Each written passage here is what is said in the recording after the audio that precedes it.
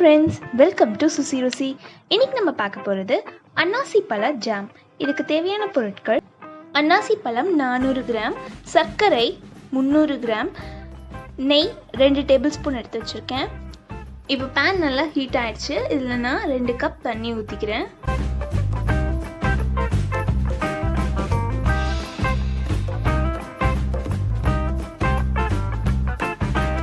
இது கொஞ்சம் கொதிக்கட்டுங்க. பாருங்க, பபிள்ஸ்லாம் வந்துடுச்சு. இப்போ நான் எடுத்து வச்சிருக்கேன் அன்னாசி பழத்தை இதில் சேர்த்துக்க போகிறேன்.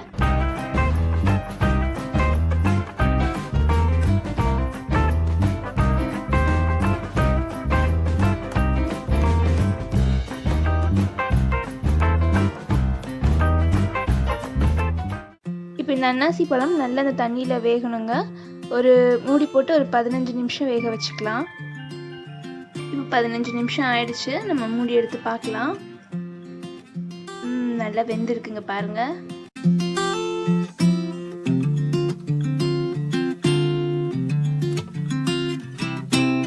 இப்போ இதை நம்ம தட்டில் மாத்திக்கலாம். இப்போ இது நல்லா சூடு ஆறட்டும். சூடு ஆறினதுக்கு அப்புறமா நம்ம இதை மிக்ஸி ஜாரில் போட்டு அரைச்சிக்கலாம். தண்ணி ஊத்தாம அரைக்கலாம்.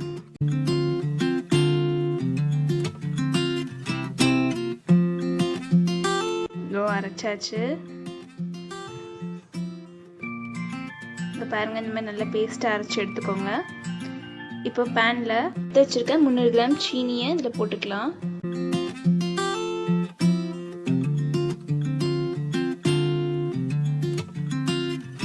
இதில் கொஞ்சமாக அந்த பைனாப்பிள் வேக வச்சோம் இல்லையா, அந்த தண்ணி இதில் சேர்த்து சர்க்கரையை நல்லா கரைய வச்சுக்கலாம்.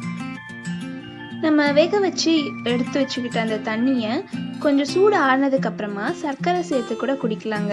இல்லைன்னா ரசம் வைக்கிறதுக்கு கூட அந்த தண்ணியை நம்ம யூஸ் பண்ணிக்கலாம். தூர கொட்ட வேண்டாம். இப்போ இந்த ஜாம்க்கு கம்பி பதம் எடுக்கணும்னு அவசியம் இல்லைங்க. இந்த தண்ணியிலேயே இந்த சர்க்கரை நல்லா கரையட்டும். இந்த பாருங்க, நல்லா சர்க்கரை கரைஞ்சிருச்சு. இந்த மாதிரி பபிள்ஸ் வருது இல்லையா, இதுதான் கரெக்டான ஸ்டேஜ். இதில் நம்ம அரைச்சி எடுத்து வச்சுருக்கோம் இல்லையா, அந்த அன்னாச்சி பழ பேஸ்ட் இதில் சேர்த்துக்கலாம்.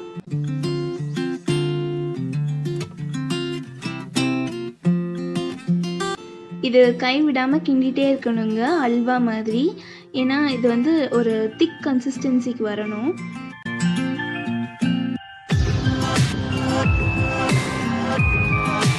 இந்த ஜாமை நம்ம பிஸ்கெட், பிரெட்டு, சில பேர் சப்பாத்தி கூட ஜாம் வச்சு சாப்பிடுவாங்க. அது கூட வச்சு சாப்பிட்டா அல்டிமேட்டாக இருக்குங்க. சின்ன பசங்களுக்கு ரொம்பவே பிடிக்கும்.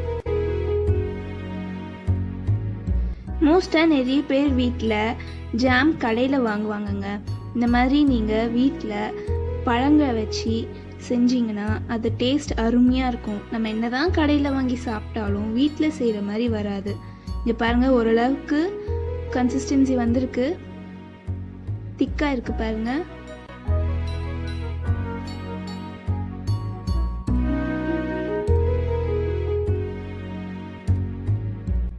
இன்னும் கொஞ்சம் வத்தணும்.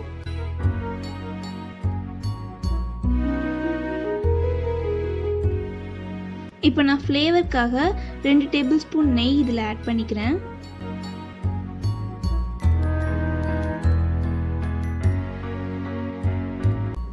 இதோ இங்கே பாருங்க, ரெடி ஆயிடுச்சு. நல்லா திக்காக வந்துடுச்சு. இப்போ நம்ம இதை பவுலில் மாற்றிக்கலாம்.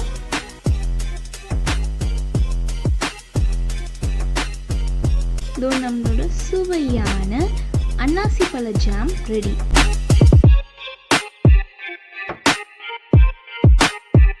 இந்த ஜாம் வீடியோ உங்களுக்கு பிடிச்சிருந்தா இந்த வீடியோவை நீங்கள் லைக் பண்ணுங்கள், ஷேர் பண்ணுங்கள், அண்ட் சுசிருசிக்கு சப்ஸ்கிரைப் பண்ணுங்கள்.